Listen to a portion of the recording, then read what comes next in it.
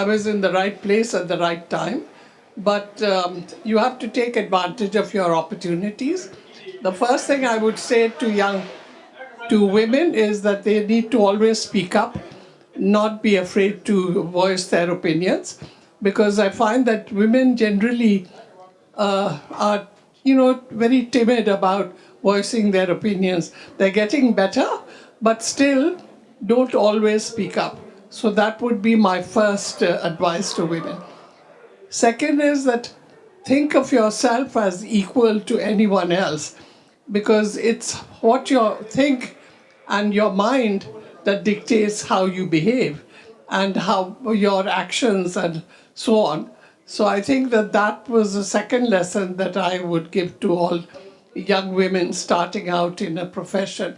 And third is, of course, that you have to be good at your whatever you're doing. So you need to know everything, and sometimes you have to know much more than your male colleagues in order to get ahead and to be recognized. But I think things are changing. I think more and more women are getting opportunities and are recognized as, in the same category as men. They also get sometimes bogged down by their career. So obviously, I think you have to think about choosing your husband who's supportive of your career. Not that I did that when I was first getting married, but I was really lucky that my husband supported my career very much. And in fact, a little bit sometimes at the expense of his own, because he kept saying to me that you're better qualified and you do it better, which was an encouragement to me. But it was also a great deal of support and meant a great deal to me. So, I was fortunate that I had a good father.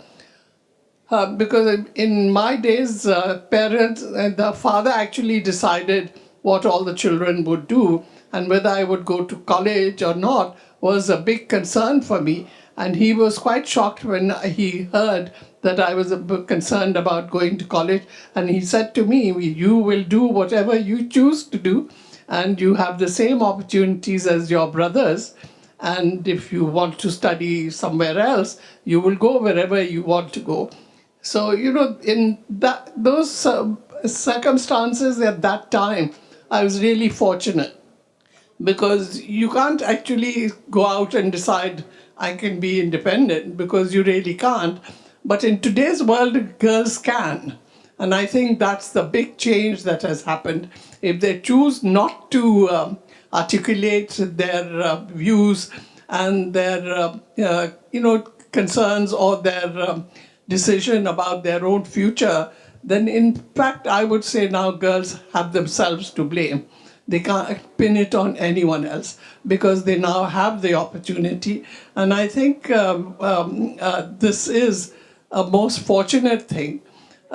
Still in the workplace, I still notice when I go to conferences and meetings that some of the women's opinions are not as well heard, really. It's a question of getting your voice heard and getting your opinions.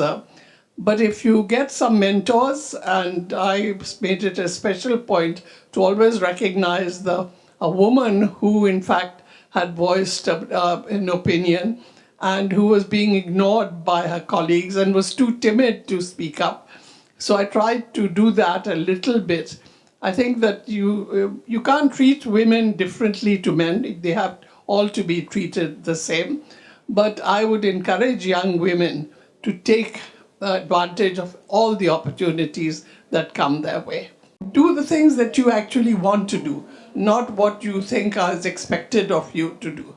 I think that's a lesson that I just happened to learn, but I would say that to everyone.